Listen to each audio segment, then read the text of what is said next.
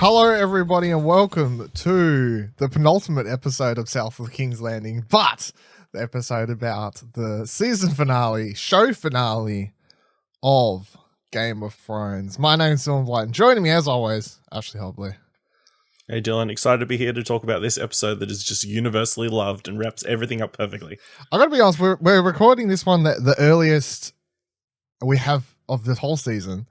So, like, not a couple hours, an hour and a half, whatever it is after the episode's aired, right? It's the earliest we've ever recorded. So I haven't had as much time to see the Twitter reaction because I've been too busy, like, the show prep. So Would you say it's worse or a bit better than last week? Because I don't really know. Feel like it's mostly negative. But it's only really the angry people who get on Twitter and say they're angry first, That's true. That is true. That is usually the way stuff works. So, this week's episode, the show finale of Game of Thrones, we believe, we haven't got 100% confirmation for the name even, we believe at this point the episode's title is The Iron Throne, and it was directed by David Benioff and D.B. Wise, and also written by those two as well. Ash, what did you think of the season finale, show finale of one of the biggest shows of all time, or at least for the last 10 years, Game of Thrones? What'd you think? It was all right. There was some stuff that was clearly rushed, particularly the stuff with Dany at the start. It's like they just breezed through that really quickly. But yeah, there were moments that I really enjoyed. I enjoyed the Tyrion Jon talk. And then, yeah, it felt very satisfying at the end. I think they closed it in a good way. So overall, positive on the episode. I feel like that's the most negative, even though you're like, that's positive on the episode. I feel like that's the most negative you've been on any episode this entire season. Is it? I feel like it is. Usually, like, yeah, it was good. Maybe last week, I don't. Even last week, he was like, yeah, it was good. Yeah. Finales are hard. Let's just throw it out there. Finales. There is a very small number of finales that everybody's happy with. Name them. Breaking Bad. I don't think everyone was. I remember when Breaking Bad finale aired, I remember seeing Twitter being pissed off from my memory. Really? Whether now people hold it as this big thing on a platform, at the time I recall seeing a lot of people pissed off with the ending. So it's like how time can often age and change the way you view something. So right. Avatar: The Last Airbender. Yeah, that's sure. Great. That's it. There's the two shows. I would say my overall thoughts on the episode were meh.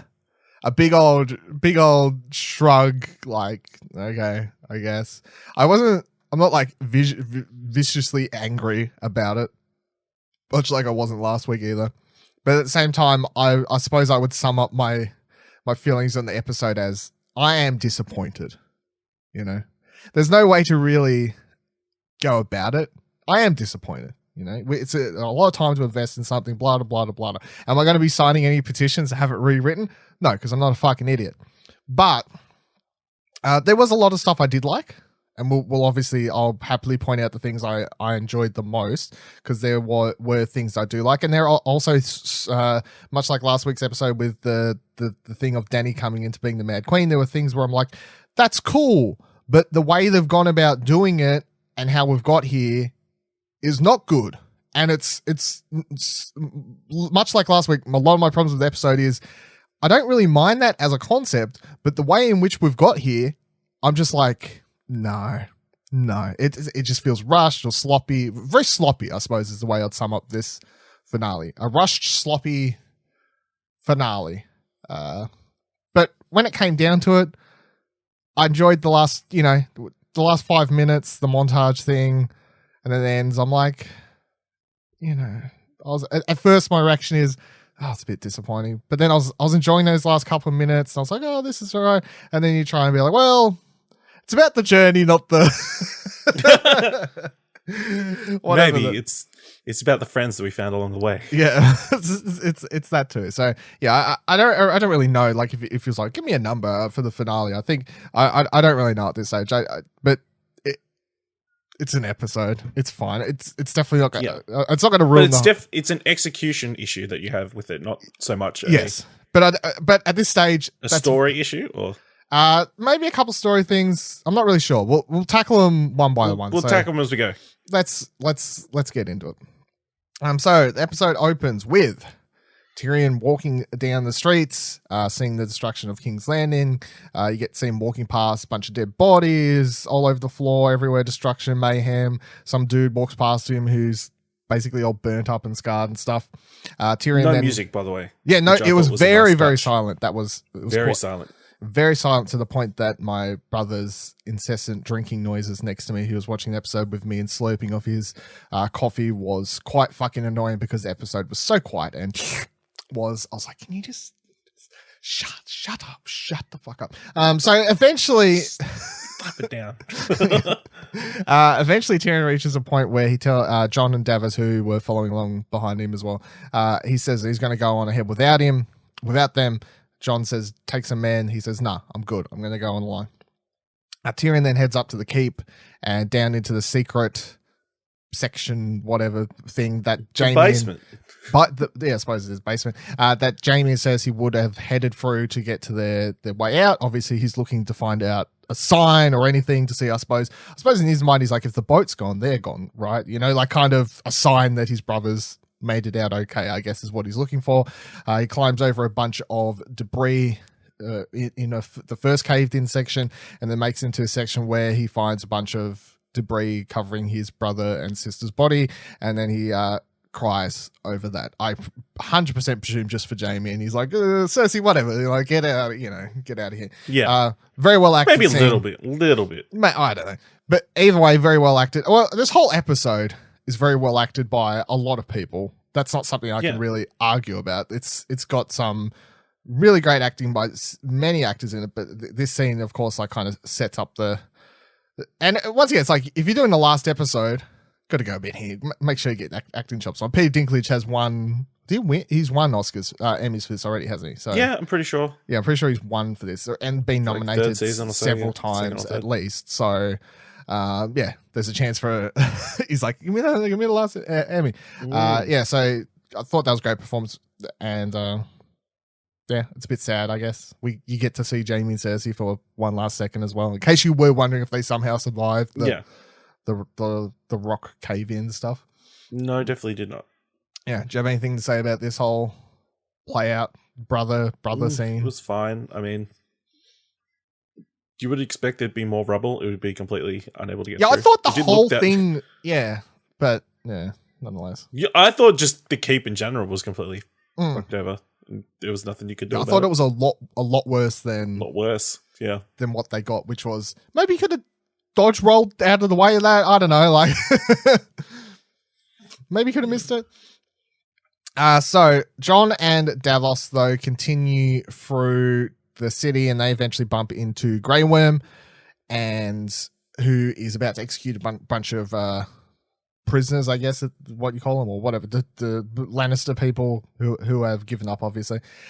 Jon tries to stop them, but Grey Worm wasn't having it, and he's like, oh, my queen ordered this, we're killing them all, blah, blah, blah, blah. Jon puts his hand on Grey Worm at one point, and then everyone raises their swords, and then Davos tells Jon to just leave it. We got to head on and continue on to go talk to Daenerys.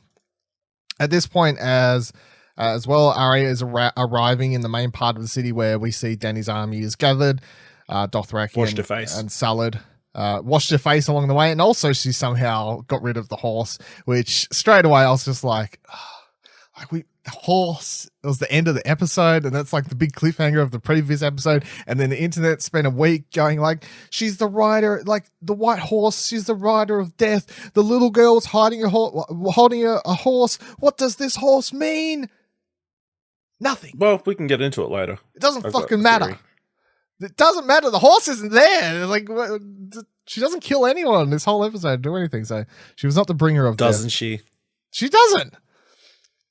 Who Not directly. She doesn't kill it. No, she doesn't kill anyone. She's the first one to tell Jon that she needs to kill the queen. No, I don't think that's what she's the bringer of death by the word.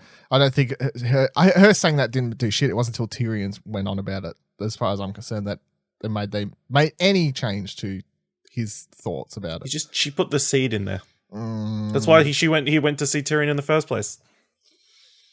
No, he would have gone and seen Tyrion nonetheless. Come on now. No. The horse thing was a bunch of bullshit. So Arya walks up and she's, as we saw in the preview for this episode, she's like looking for all the soldiers and stuff and looking up to see what's going on. And then Jon walks through the Dothraki army, the Unsullied army, who are all gathering up here, as we much saw in the trailer for last week as well, where everyone's just kind of gathering and waiting for Dany to come down.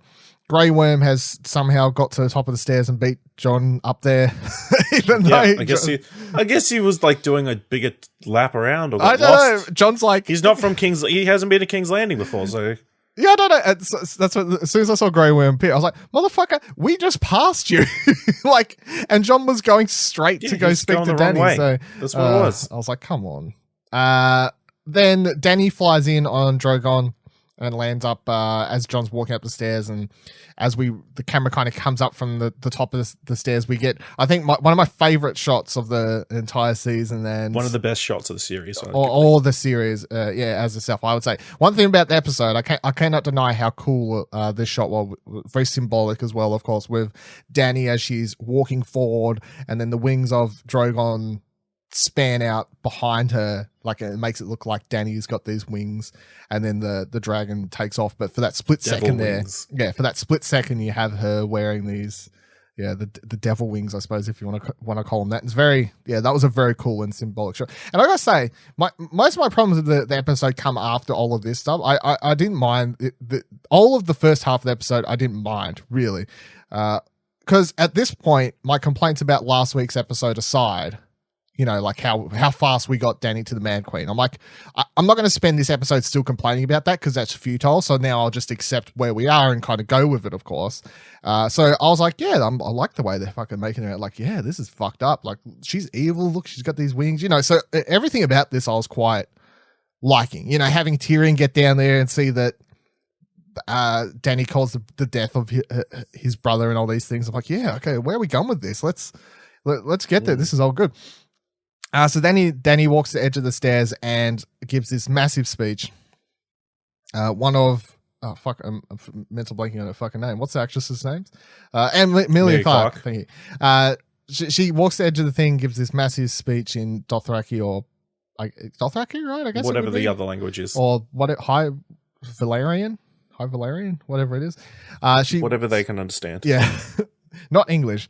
She walks to the edge, and gives this massive speech, which, once again, really great performance. Emilia Clarke has always had this thing about really selling these war speeches, I guess, in another language, and that's definitely a skill that she's got, because she really sells them, considering it's a fictional language, especially. It's like she really sells it as if she's just saying it, and this was definitely one of her best, or if not her most threatening one, especially because she gets to play into the, she's the villain now, so she's up there and she's giving this speech, and it's not like previous speeches we've had with her where it's very, fuck yeah, Dany, like, let's go. It's very like, oh God, help us all, so I'm glad that as short-lived as villainous Dany is, really, that we don't get much time with her, that we do get this one speech where it's like she's looking out over her people and just talking about, we're going to take back all these other cities, we're going to take back the world. But much like how Jon's kind of looking at her, and other people thinking the same thing, like Tyrion walks in, stands by Jon, starts listening to this nonsense she's saying about liberating the world, but you look at what she considers liberating, which is the dusk and rubble and flames around her, and they're like, well, if that's what you classify as liberation, we may be on different terms when it comes to saving the world, So, definitely sets her up as it's like she's past redemption, I guess. They really had to sell her as being past redemption for this episode to work somewhat. She then names Grey Worm the commander of her arms, or Master of Arms or whatever it War is. Commander or War whatever. Commander. Yeah, and then when she finishes giving the speech, Tyrion walks up and stands by her side. She then mutters to him about how he committed treason by setting Jaime free. And then he's like, well, not really much compared to killing all of these people that are laying dead around the streets, is it? And then he takes off his Hand of the Queen pin and kind of chucks it down the stairs, and then the army of Unsullied who had been chanting along with their sticks at this point kind of just stop. It's like, well, shit's going down. And then she orders him to. I was kind of first like, is he just going to get burnt? Like, holy, what a way to go out! But Dany orders him to be taken away, and he's taken away by the Unsullied guards, and Dany heads off, and then Jon kind of watches her take off, and they share a look of not happiness. What the hell? Like definitely not. Yeah, definitely wouldn't call it a happy look at all. And then Arya arrives by Jon's side because she has super Jedi fast sprinting speeds and just got up there real fast. And then Ninja speeds. Yeah, and then those two talk about for a second about like Jon's like, why are you here? Arya says, I came here to kill Cersei, but your queen did it. And then she basically just warns Jon that if they hang, who's her biggest threat now? It's you, Jon, idiot. And then Jon's like, wait outside the walls, I'll fix this, blah, blah, blah, blah. And she's like, no, you're fucked. You're fucked, mate. Yeah. You're up shit creek. I know a killer when I see one. Yes. No, yes. Yeah. No, kill. She's like, I am. So, as Death, you need to kill her first. That's what she was subtly Jedi mind tricking. Stop trying to sell me on this. The metaphor, the horse thing was a waste. It was completely wasted. You're not going to sell me on it. Oh, but Dylan, she still counts because she was the one who mentioned it first. Is that how it works? So Jon, we then cut to a scene. Jon walks in to Tyrion in the hold up, and the two of them talk about Dany, how she's obsessed with the idea of war now, basically, which was, I guess, I didn't mind because as I was talking about last week, like saying about Dany and being like, you often wonder how she could just come in and rule peacefully after she spent basically her whole life just violently coming in, taking over places and all these sorts of things. So, yeah. And Tyrion, much says a similar sort of thing. Like, look what she's done throughout her life. She comes in, she takes over places, she kills a bunch of people she deems evil. She goes to another place, kills a bunch of people she deems evil, goes on, goes forth.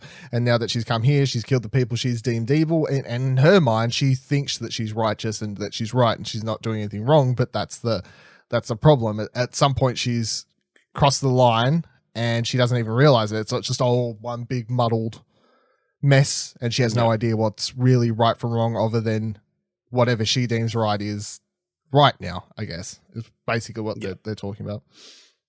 And then, Tyrion says, I know you love her. I love her too. Not as successful as you, but I believed in her with all my heart. Love is more powerful than reason. We all know that. Look at my brother. And then Jon follows up with love is death of duty.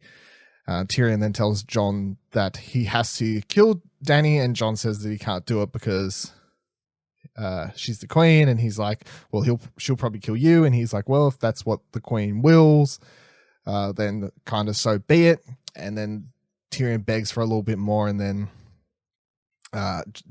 Jon heads out the door and leaves him there.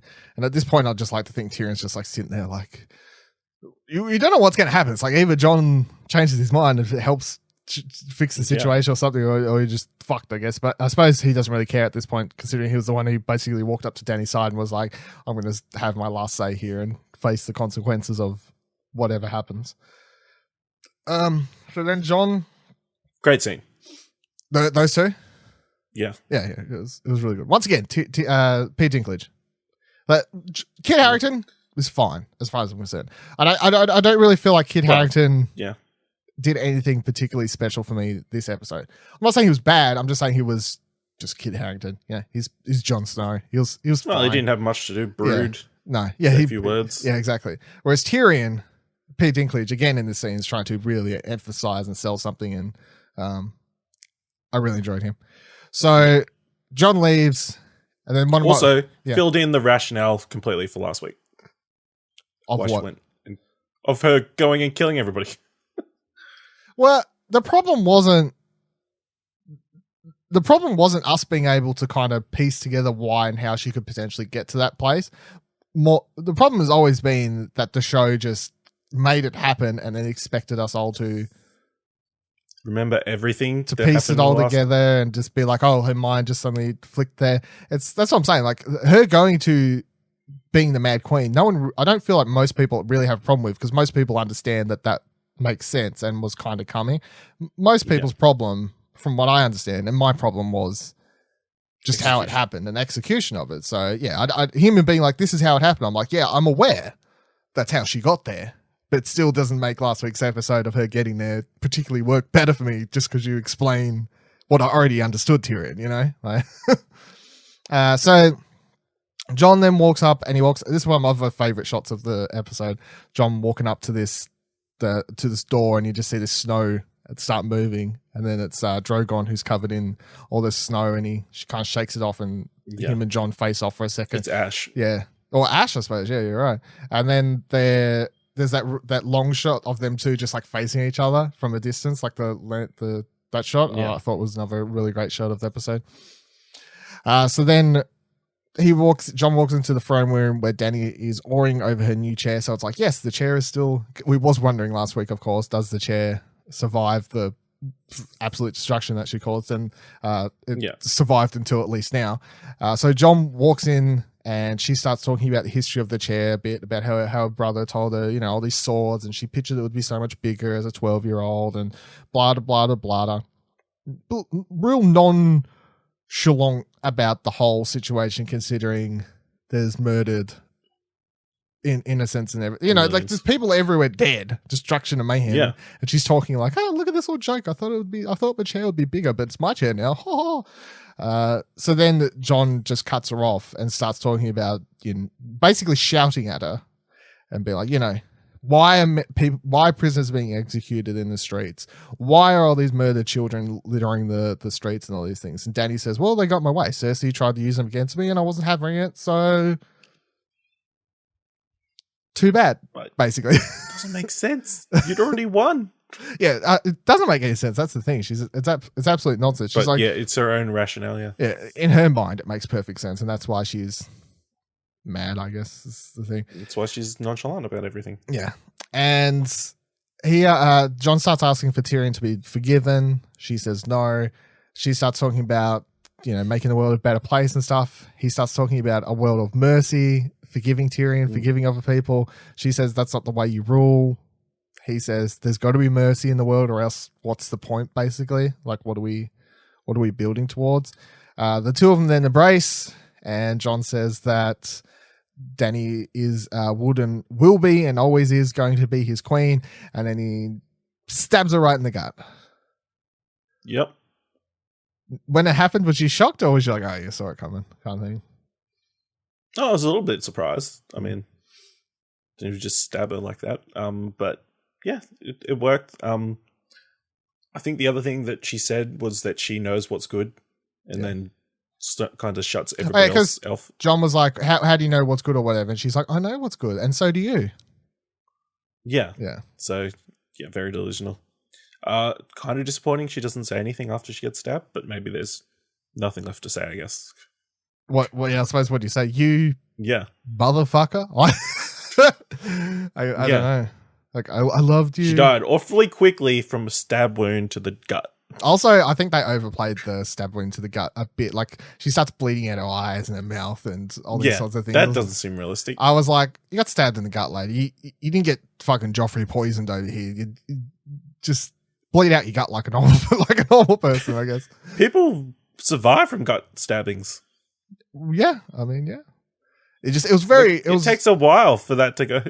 There's a lot more dramatic with the bleeding in every place and all these sorts of things. Even that they had to speed up. So yeah, They're like, we can't wait for her to bleed out the gut. She won't die fast enough. We need her to bleed out her face and her eyes and her ears and everything. How do you expect her to die fast enough in this? We've only got one episode, people. She needs to die. It was a special knife. But whatever poisonish dagger. I don't know. Whatever you need to fanfic to make it. There's going to be a lot of fanficking. Make it make more sense. So he lays her body down and begins crying over her body for a bit. And you start hearing the dragon wings flapping around the background, and Drogon then flies in. And this whole scene was, I think, equally silly and equally also like, oh, which was here, like Drogon coming in and trying to wake up his mum, basically being like, "Are you awake?" You know, like a puppy being like, That was sad. trying to move her body. That was sad, and I like that. And then I did find it a bit silly that the dragon would then get so annoyed and be like, "Well, she came all the way here for this throne, so I'm gonna burn this down. I'm gonna burn." Well, the he wasn't throne aiming down." at the throne at first. But he purposely burns the throne down. Like, it's Well, very he wants evident to that destroy something. we should have killed John. What? No, but John's like a dad, sort of. No, not really. Targaryen blood. He's Yeah. known John for about 2 weeks, I think. But he senses the Targaryen blood. That's why he didn't kill him when he first walked I guess in. so. But I just find the idea of the dragon purposely being like, she came here all the way for this throne, so I'm going to burn it down. I'm like, the dragon is a dragon. It's, at no point in this show did they try and make out like the dragon's got a more smarter, like brain. Like, it's an animal. The dragon is an animal. The dragon's not going to be like, she came here to get this throne. It doesn't have any rationale. It just has a credible sense of symbolism. Yeah, it's symbolism, but plot-wise, didn't make much sense to me. I was like, this is a bit silly. That's what dragons do. They make I would have rather him.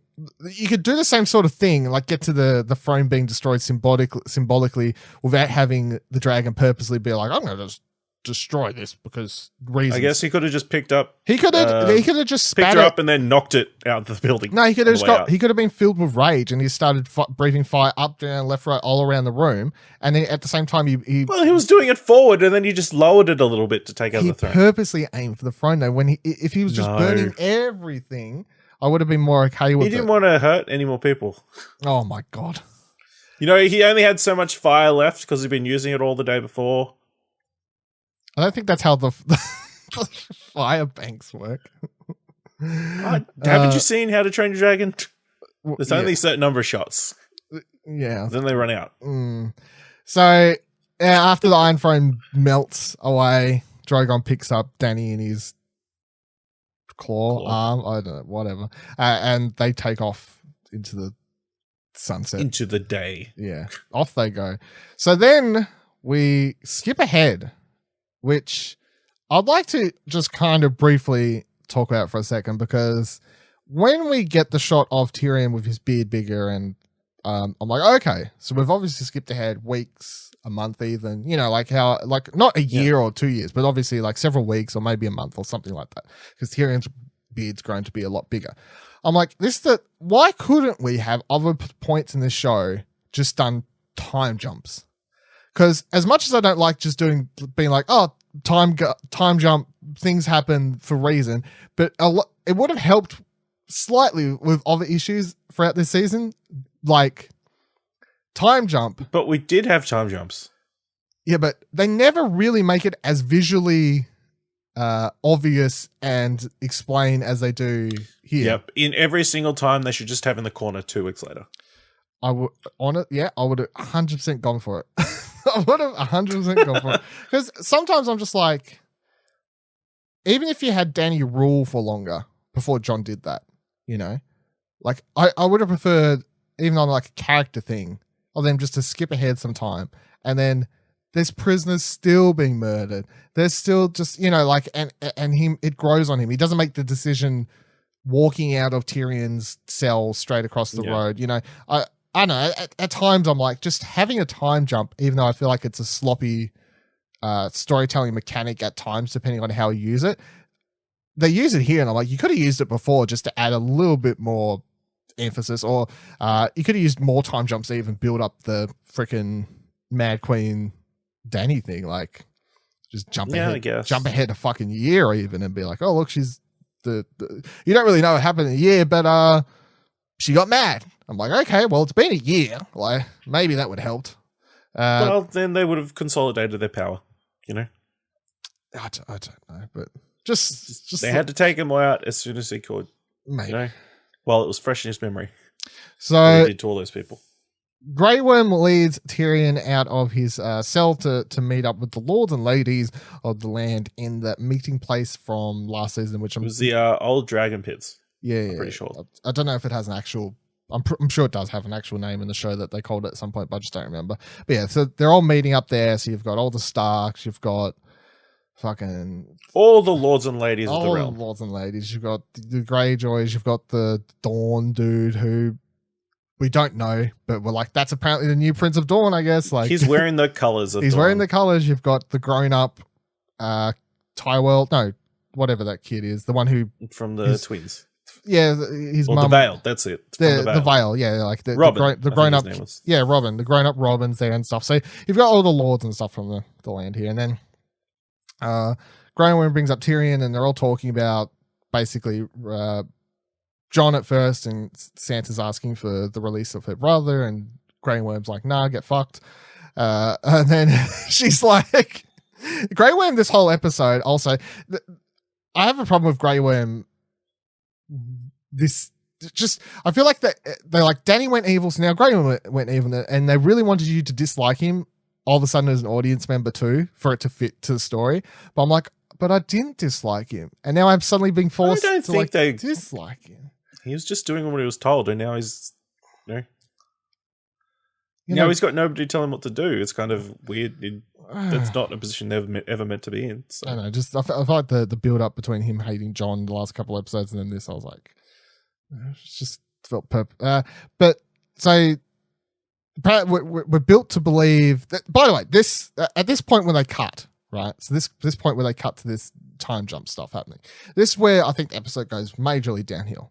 For me personally, not just for like what happens story wise, but also just weird pacing and all these sorts of things. And even the transition from Jon like laying there as Danny's like carried off, and then transitioning into just Tyrion being let out of the cell into them all there. It's just very much like what the fuck is going on? Like what happened? We just had this very big scene that they want you to be very emotional about, the way Danny's like eyes are all bleeding and all these sorts of things. They want people who are in love with that character to be like sobbing on the couches watching this episode. And there's just this weird cut to, and we're all just talking about what the fuck's going on. No one's really, it was weird pacing wise, and just, I didn't. What would you have done differently? I don't think there's any way you could avoid that.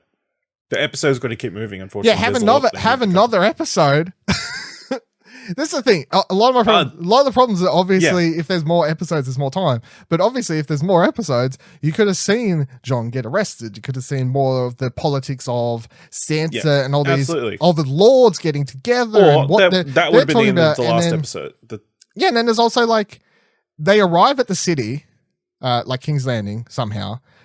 There's other questions I had that are brimming, obviously, with like, okay, fair enough, Grey Worm can control the Unsullied and be like, we're just going to hold the city basically as a fort, and we're sitting here until we can sort out what we're going to do, is basically how you're supposed to take it. But then I'm like, what the fuck are the Dothraki doing? Because the Dothraki are animals, right? They're fucking animals. Whoa. They're not listening to, there's no way they're listening to Grey Worm. They would be running around doing whatever the fuck they want. And they love Danny. So there's no way that, as much as Grey Worm would have been like, listen, we're not going to go too crazy because that might fuck, like we may all get killed as well. The Dothraki would be like, our queen's dead. They would have just been killing everyone.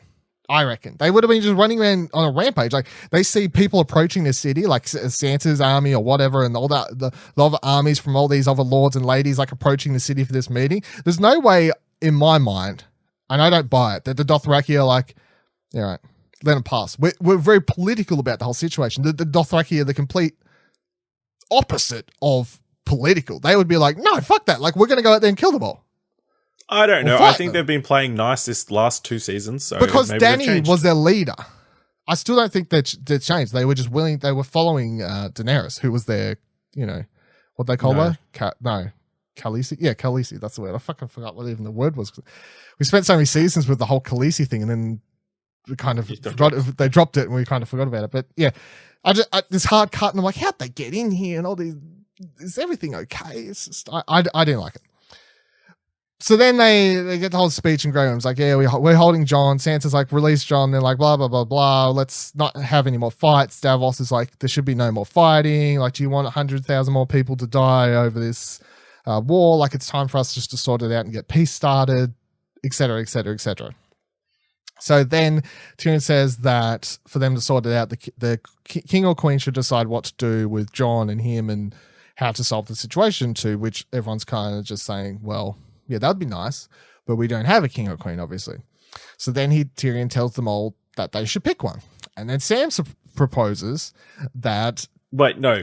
Edmund Tully gets up. Oh, yeah, I completely forgot about it. In the best piece of comic relief in the episode. I thought it was weird, though. It didn't work for me. Did you like it? Yeah. Okay. Because everybody knew he was the worst possible choice. Is that what he was trying to do? Pitch himself? Yeah, that's what he was like. I had no idea. Giving his resume, and then everybody's like, sit down. All I knew is he got up, he started talking, and I'm like, "What are you?" I thought he was about to pitch someone, but I didn't know who, and I didn't. I in my notes I wrote down some. I can't remember word for word. I have to look at my phone, but my notes wrote some character who I can't remember stands up and speaks, and then gets told to sit down by Sansa. I had no idea who he is. I completely forgot. Yep. Edward Tully. Yeah, he's the guy that got married at the Red Wedding. Oh yes. So I recognize his face, but I completely forgot who or what or why his relevance was to anything. I think that's his name anyway. I think I've heard it somewhere else. And if I couldn't remember, there was at least a couple 100,000 people across the world who couldn't remember who the fuck that person was. So yeah, the scene was just, to me, it was like, I don't know. I'm sure it's supposed to be funny, but I don't really get why or who this person is. So it's not working for me. Yeah, so then Sam proposes democracy, basically. And he says, well, the best way for us to pick who should be ruling over the people is to ask the people. And then everyone laughs him off and says, oh, maybe I should ask my horse to vote too. And I thought that was a bit of a weird thing. I'm like, I don't know. I don't get what this is trying to say. It's a little bit unrealistic in this setting to have. I was like, I get to have a voting. But there isn't even voting. Voting even hasn't been invented yet. It's a fantasy world. They can do whatever the fuck they want. They can invent voting and democracy in Game of Thrones. I don't buy that argument as well, because it's the same argument that people use when there's like still racism and, you know, all these sorts of things. All by, well, we did have black characters in our show that features dragons and trolls and other things because it's not realistic to the setting. Motherfucker, your setting is magical fantasy land. It is not a period piece drama. You can have a more varied cast, and you can have fucking democracy because it's you can invent this if you want to. It's not held to the standards of what's quote unquote realistic when you just had someone a fucking undead army and dragons and all this sort of shit. Well, you can't have democracy. That's ridiculous. Don't be silly, Dylan. And lords and ladies wouldn't want democracy because they want to keep power to themselves. So that's why they laughed it off. I'm fine with that being the explanation. I did think it was just a bit of a weird scene because I felt so bad for Sam. I'm like, he's right though. But Sam's I don't know. I feel like it was a little bit of a swerve. People expected it to be like, oh, they're going to become America. No, well, I think tiny swerve in the world. I think in the what people have deemed in like theories, and this ties into like the Arya stuff later, is that what's west of Westeros would be technically the America of Westeros because people have kind of placed it, but nonetheless. So then Tyrion, this is the part I think out of everything that happens in this whole show, this will be the part where either people were like, okay, or were like, yeah, that works, or I fucking hate this show. This is the moment I feel like definitely. So Tyrion then starts talking about because Grey Worm will fucking, no, I don't even remember who asked him. Someone's like, what do you think then, Tyrion? Or whatever. And he's like, what I'm going to do now is I'm going to start walking around and I'm going to give a speech. And by God, does he try and act He's going to give a classic Jeff Winger speech. By God, does Peter Dinklage be like, I've really got to act this scene off to sell what's about to go down. Because he starts talking about how, you know, what's better than flags and armies and family, what brings us all together, better than all of that money, gold, stories. Stories bring people better together than anything else. And that's why Bran should be the king, because he knows our history and he's the keeper of our history. And not just that, but also I declare right now as a prisoner that from now on, we should no longer continue the family lineage of the kings and queens. What we should do is always vote on the lords and ladies of each house should gather and vote who should be the next king or queen whenever one dies or passes or what have you. Yeah. And that'll start with Bran because he's unable to bear heirs, so he should be the start of that. And that's how we're going to start the new lineage of the future of Westeros. And then everyone for a moment thinks, and then they all go around and they all say, I vote, yes. Sansa being the mild exception, saying that the North will stay as an independent kingdom, much like it was thousands of years prior to all of this or something. They won't bend the knee to Bran, even though he's a Stark. Feels a little bit selfish. Also note that Bran earlier this season, when asked about being the Lord of Winterfell, said, no, wouldn't do that. No, I couldn't do that. Wouldn't but he said he didn't want... He also said he didn't want to be king, so... Yeah. So they'll vote him in. Sansa says, yes, independent. And then it's all settled. And everybody's okay with that? It's kind of weird. Yeah. All hail Bran the Broken, which I thought was a bad name. That was very amusing to me, but I don't think that's a good name. I don't think that's a good name at all. Lord of the Six Kingdoms. It makes... Well, the way Tyrion was selling him was he was a cripple who fell out of a tower, but somehow managed to go past the wall and have all these important adventures, become an incredible figure. The symbolic thing is supposedly... Even if you are broken, you can become stronger. Like just like Sansa said the other way. He gets pushed out of a tower and then only to reach the top of one by the end of the show. It's supposed to be, I guess, the story there. He's pushed out of a tower and he climbed that. Yeah. And yeah. So yeah, Bran is king. Yep. How do you feel? It's fine.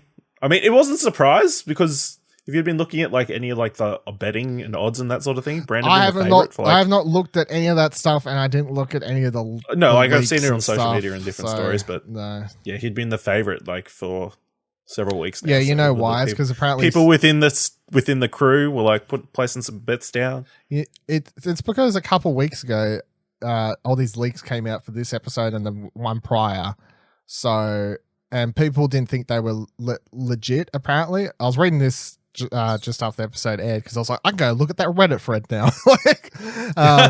So the Reddit thread was, I don't know how it got out. It seems so weird that a show this big could leak, but someone posted stuff that would happen for episode 5 and 6. And originally when it was posted a couple of weeks ago, everyone was like, this is bullshit because it just sounds so absurd because it ended with Dany turning mad and burning down the King's Landing and Bran ending up being king. People originally were like, this is bullshit because it just sounds so fake. But then after everything that they said would happen in episode 5 happened last week, everyone went back to that thread and was like, oh shit, if they got that right, then the episode 6 stuff must be true, which is probably why I reckon all of a sudden a lot more people started voting for in these things you're talking about, being like, oh, who's going to end up on the throne? It's probably going to be Bran. All these people are like, I'm just guessing. I haven't looked at a Reddit thread at all predicting who would end up on the throne. No. Here, take $1,000. Yeah, here, take $1,000. Put on Bran. Exactly. Yeah, so I reckon that's why those increased, because there was good on you for exploiting the system. Sure. I will admit 100% that last week at some point I was like, do I look? Do I not look? And I'm like, no, I'm not ruining the last episode just... Yeah. Like, I've gone all these years. I'm like, I'm not ruining it.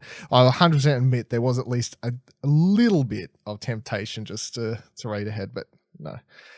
I don't know. Bran as king is something that, like, this is the thing. I'm never going to read the books, but as I said, I want to read like a condensed summary because someone will post one. Yeah.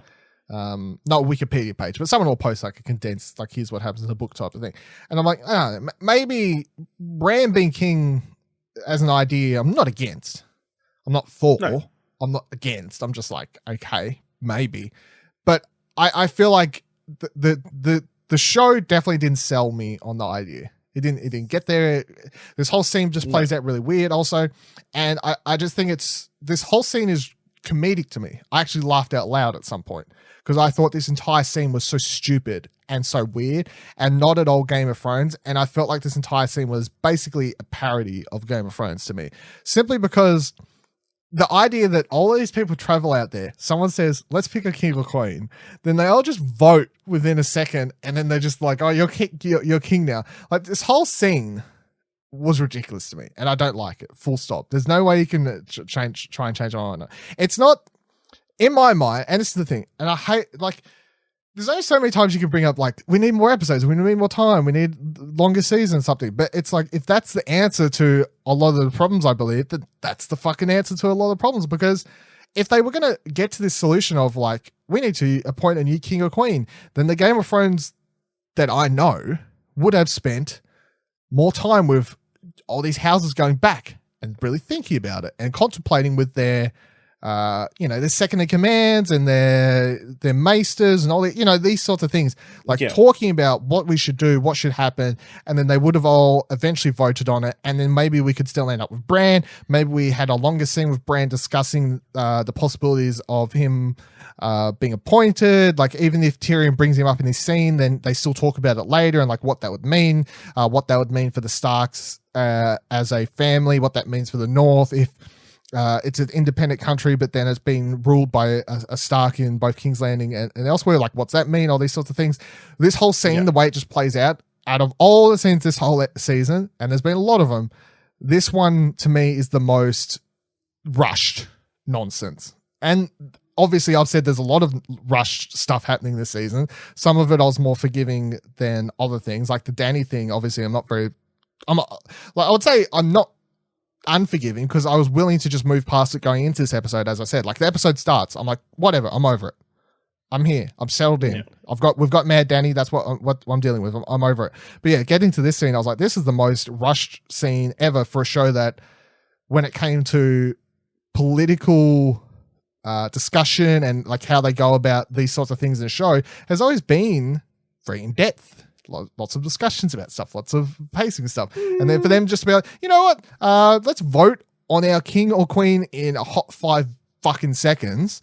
And yep, you're sworn in. I'll hail Bran. No, doesn't work for me. That's what I'm saying. Once again, like a lot of things I've complained about in this show, it's not Bran as the king I have a problem with. It is simply how we got there. And that's my problem. And if it's the same in the books, let's say that Bran ends up in the same position in the books. I think he's definitely going to end up in the same position in the books. I doubt it's going to be completely different. Yeah. Well, then I would be highly surprised if they play it all out from cutting. Like, the books isn't going to cut from Dany being killed, if that plays out the same, to them voting him in as king, like literally the next chapter, No. There's going to be a couple extra sentences saying it 2 weeks later. More than that. But I don't know. But yeah, that's how I feel on that situation, I suppose. All right, so then we cut to Jon and Jon's also grown a bigger beard. That's also worth bringing up, of course. They're like, yeah, he's grown a bigger beard too. So Tyrion's talking to Jon and he's held up as a prisoner, and Tyrion's explaining that Jon will have to go back and join the Night's Watch as his punishment. That was the only punishment aside from death that Grey Worm was happy to accept, even though Sansa and Arya wanted him freed. But Bran understood that he needed to keep the peace and to get everything settled, and I'm sure he was like, really, Jon is going to care too much about that as a punishment. Like, it's like the Night's Watch, what is it these days? Nothing. Really, he sentenced him to go hang out with his friends in the forest. Wouldn't the wall technically be part of the North? So wouldn't it be under the North's jurisdiction? Well, there's another point. Exactly. Who the fuck rules that anymore? So so he goes up there. The Queen of the North pardons him, and then we're all good. Yep. For someone who doesn't like to point out things wrong with the show, you just pointed one out. So good for you. I mean, I'm just pointing out solutions. Then, so out at the boats, John walks past Grey Worm, who's death staring him. I can't remember the exact island, but Grey Worm then sets sail for the Missanders. Missandry? Fucking Missandei. Missandei. Gee, she's dead 2 episodes. She's dead 2 episodes, and guess what? I already forgot her fucking name. So he's heading out to her home place that was mentioned in episode 2 or whatever it was, where they said they'd both go there. So that's his whole romantic finale to the show. Yep. So then John kill everybody there. John heads out to talk to his family for the last time, says goodbye to Sansa, hugs her, then says, "Oh, Arya, you could come visit me. I'm sure no one would stop you." And then Arya's like, nah, mate. I'm going to head west of Westeros on an adventure because no one knows what's out there. It's uncharted territory. To which I say, Death is leaving Westeros. Hey? Death is leaving Westeros. Oh my fucking God. To which I say spin-off, but I potentially... Yeah, that's what George R. R. Martin was going to join the series of books after. Maybe. Just set on Arya. Discovering America. Yes. So then Bran says goodbye to him as well, and then John heads off to his boat to head out to his watch. Tyrion then we cut to a scene of Tyrion playing merry-go-round with the fucking chairs, setting them all up. Well, he's just being a bit, OCD. Very much so. He sat down, he's waiting for everybody, and he's like, I need all these chairs to be straight. Yep. And then everyone comes in and fucks them all up. Yep. So I don't know if that's supposed to represent no matter how good you think your plan is, sometimes things don't go the way you seem they will. And that represents Game of Thrones, the last season. Everyone. No. It's just said to be a joke. A little bit of a lighthearted moment. I was reading into it too much. The most lighthearted moment is when I wrote in my notes, oh my fucking God, there's Bronn. Because in he walks, the character of the whole fucking season, fucking Bronn. Now, do you want to really tell me that absolute bullshit waste of time scene of him and Jaime was worth it to have him come in and just be like, I'm a lord now? Yep, totally worth it. Completely worth it. He's Master Coin now. Looking after Highgarden. Going to be a great lord. On the small council. He's going to be a terrible lord. That's fan service. He's got his priorities straight. He wants to make sure the brothels are built. Getting the money back into King's Landing. I don't really care too much, but this was 100% fan service for Bronn lovers to get him on that place and get him a title and all these sorts of things. So then Sam comes in and hands over a Song of Ice and Fire to Tyrion, which is apparently now canon. Did he write it or did somebody else write it? No, he says Archmaester Ebros or whatever wrote it. Okay, yeah. It's very confusing, I suppose, because you see Sam with the book. You also see just before this, fucking Brienne writing in a book and filling out... Writing in the Book of Knights or whatever it is. Yeah, the Book of Knights, and filling out the rest of Jaime's history, where she was rather chill and didn't write. This fucking cunt. She took the high road. She definitely took the high road on that one. So it was I suppose it could be confusing for people because like she's writing in the book, then Sam has the book, and then he kind of just says Master Archmaester Ibros or whatever you say his name was the one who wrote it. He's played I think it's played by, I'd have to double check, I can't remember, but I think it's like Jim Broadbent or someone like from back in the day. Oh, is the teacher? Sam? That's him, right? Yeah, I think so.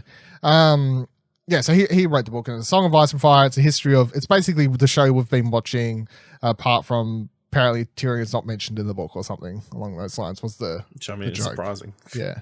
I felt like does this whole I don't know. I don't think it really matters too much. I'm not trying to be nitpicky, so we don't really need to discuss it. But I personally felt like it was a little bit on the nose to have the book. Everybody's saying that. Are they? Okay. Yeah, kind of. Yeah. Yeah.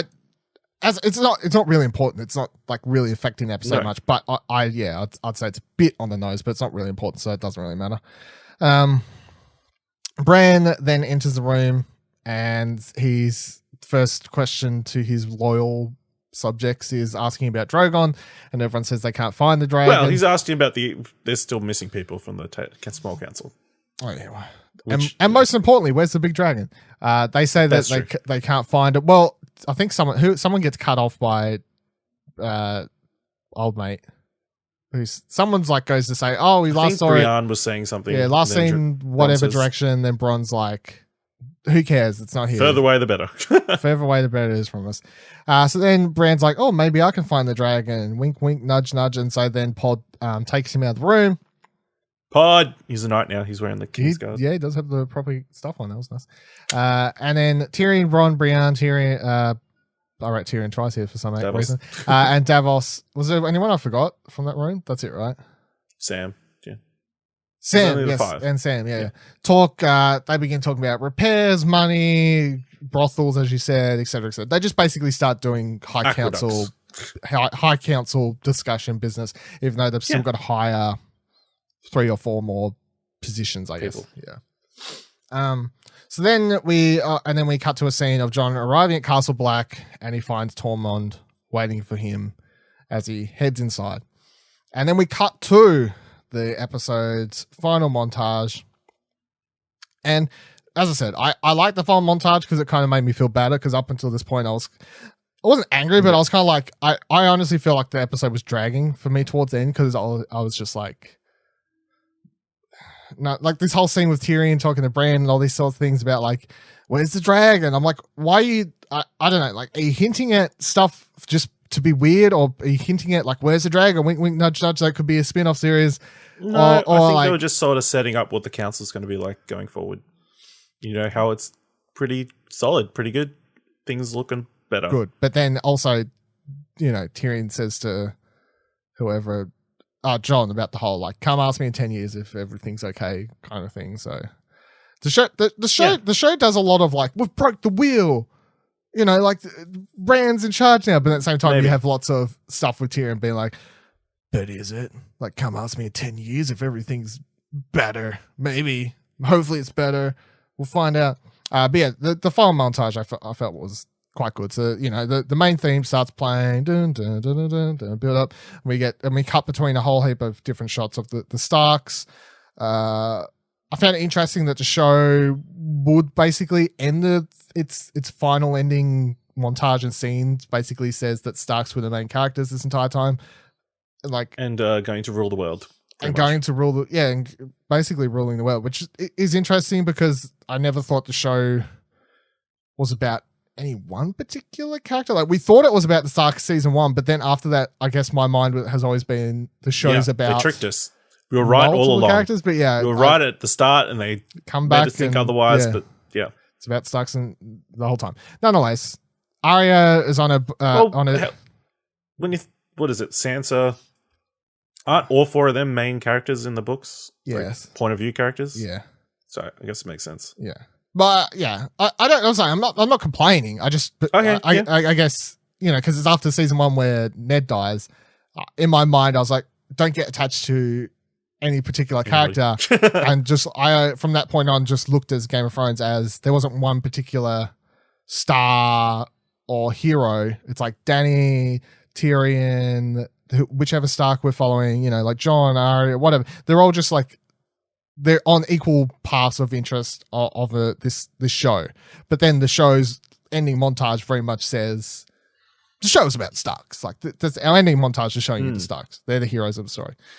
So Arya's on a boat headed off for the mysteries of the West, and it's worth pointing out that she does have the flag of the Starks up, so she's leading her house representing and stuff. She's not going off as a nobody. She's going off as a Stark to find out what's happening. And yeah, I would 100% pay and watch that spin-off, just saying, but I am an admitted, maybe it's in the works.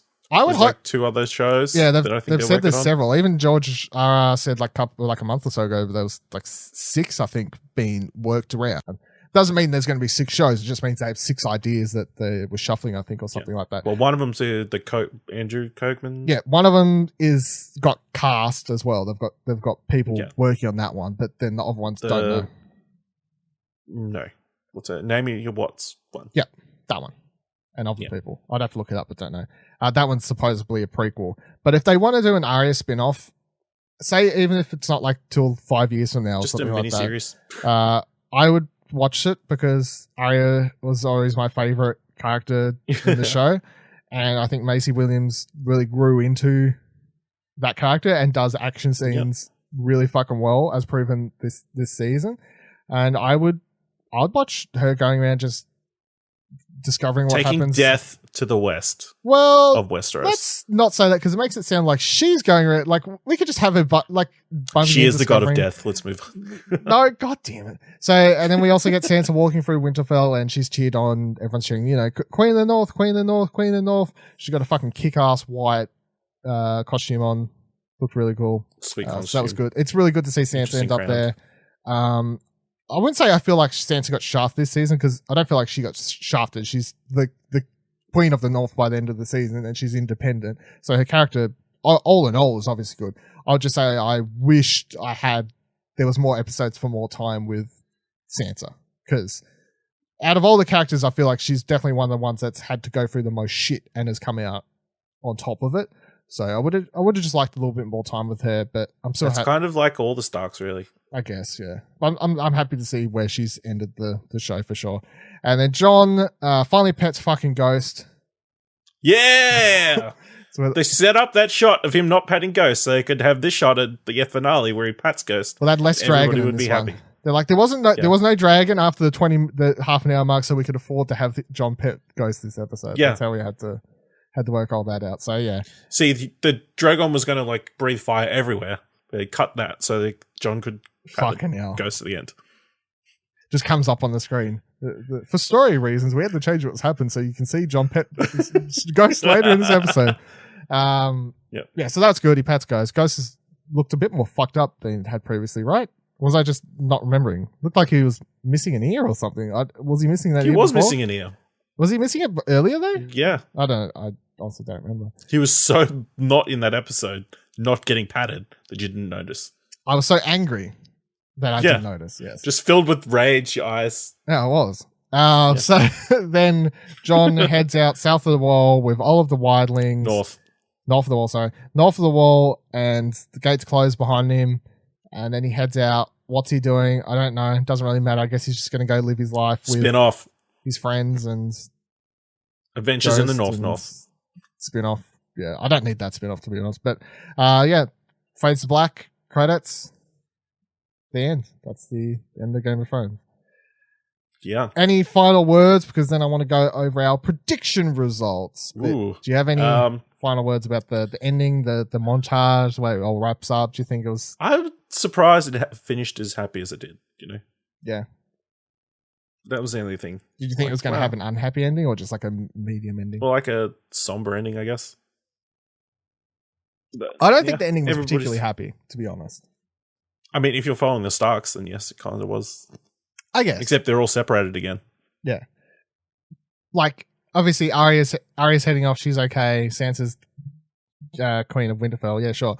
Jon's back to where he started, basically. Well, he's not. It's arguable that he's obviously he is and he isn't. Like he's back there, but obviously things are way different and so on and so forth. But it's like, yeah, Dany's dead. All these things, fucked up things happen. I would say the ending isn't happy. I'd say it's somber. I guess. Thank God he didn't crack a smile right at the end. I'm very happy that he kept like a stoic face. That would have been that would have gone over the top a little bit too much. A little bit too much. Go over the top. Yeah. Don't want to go over the top of the show. But yeah, I like the ending montage stuff. That was good. All right, predictions results to see who did the best and worst of all of us here. Can we just say a lot of people lived? A lot more people lived. The build up around this season, everybody's going to die. I'm just going to say... Not many people did. Going through... I'm not going to say the result because obviously if you watch the show you should not know. I'll just say if we got it wrong or right or whatever. So for the Alive, Dead or White Walker, Jon Snow, I got it wrong, you got it right. Sansa, we both got it right. Arya, both got it right. Bran, we both got it wrong. Cersei, we both got it wrong. No, right, sorry. I marked that one incorrectly. Jamie, both got it wrong. I marked that one correct. Yep. Tyrion got it. I got it right. You got it wrong. Yep. Daenerys, we both got it wrong. Yara, I got it right. You got it wrong. Theon, both got it right. Melisandre, sorry. Fucking saying these goddamn M characters' names wrong. We both got that wrong. Jorah, right. The Hound, wrong. Wrong. Jesus, this whole thing's fucked, isn't it? Jesus Christ. I really should have done it not drunk. I mean... Should have double checked it. Push for time. Samuel Tarly, we both got it right. Gilly, both got it wrong. Lord Varys, I got it right. You got it wrong. Brienne of Tarth, I got it wrong. You got it right. Davos, Yep. I got it right. You got it wrong. Braun, Yep. both got it wrong. Podrick, both got it right. Tormund, both got it wrong. Grey Worm, both got it wrong. Gendry, I got it right. You got it wrong. Beric, both got it right. And then Euron, I got it right. You got it wrong. Now, Yep. the only thing good that works out with that whole I stuffed up a couple there is we were even on both of them, so the overall scores of who wins isn't going to be affected here at the end of it. But so that's fine. For the bonus questions that we did, does Jon ride a dragon? I said yes. You said yes. So we've got it right. Does Arya kill everyone on a list? We both said no. So that's right. Was time travel a plot in this season? I said yes. Got it wrong. You said no. You got it right. Man, I had a great idea of imagine if this episode had started with Bran traveling and then telling Jon, I know how to time travel. I've got an idea. We'll go back in time and fix everything. Everyone on the internet would have time heist. Everyone would have been so much more happy on the internet, I think. How many dragons are alive in the final episode? I said 0, so I got it wrong. You said 1, you got it right. Do any past dead or other cast members return in this season in one way or another? We both said yes, so we both got that wrong. Who wins in Clegane Bowl? Oh, was it specifically dead characters? Yeah. Okay, then, yeah. Yeah. So that's why there's another one here where I'm like, the way the question was written leaves up for the debate, but it's like also like, who wins Clegane Bowl? The Hound. It doesn't affect the overall score, but that's why I put it in yellow on the thing, because I'm like, we both said the Hound, so we're either both right or both wrong or both there's no right or wrong. You know what I'm saying? Either way, it doesn't really affect the overall score. But who won? You could argue the Hound won. You could argue that it was a tie. The Hound I don't know. the blow. I guess. Who sits on the iPhone at the end of the final episode? We both said Danny, so we both got that wrong. And then the bonus, any shoot-in stuff for a prequel series, we both said no, so we both got that right, if not, I've marked that incorrectly. But that was the other one I was going to wonder, because I'm like, if that question had been changed to any, like, if you read that question differently as like any stuff in the final episode that potentially hints at a prequel series, then the answer would be potential. Maybe. You know. So, but it says prequel series, so no. Let's get it right. Luckily, with all my fuck ups there, which I apologize for, it wouldn't affect the overall ranking, which is that I win by 2 points ahead of you. However it ends up. I had it at 17 out of 35 and you at 15 out of 35. Now I'm going to guess it that we're at like 20 something each out of 35 really, I think. But either way, I won by a couple points. So that's how our predictions went. As with most Explosion Network predictions, really we did horrible, but I won one for once, which I don't usually, so I'm happy to take a win on something. Okay. So, you got any last things before we wrap up this episode? No, it's been, I don't know what we're going to do now without Game of Thrones. I guess it's interesting after 10 years, I guess. Yeah, basically. People have been saying that it's come to an end. Yeah. One of these, I would be very surprised if there's a phenomenon like this ever again. There will be. There's been phenomenons before it. There'll be for phenomenons TV. Afterwards. Yeah. On a weekly basis. Yeah. In this format. Yeah. I can see it. No. We'll put past it. I'd also be interested in seeing the ratings for this episode. Yeah. Well, yep.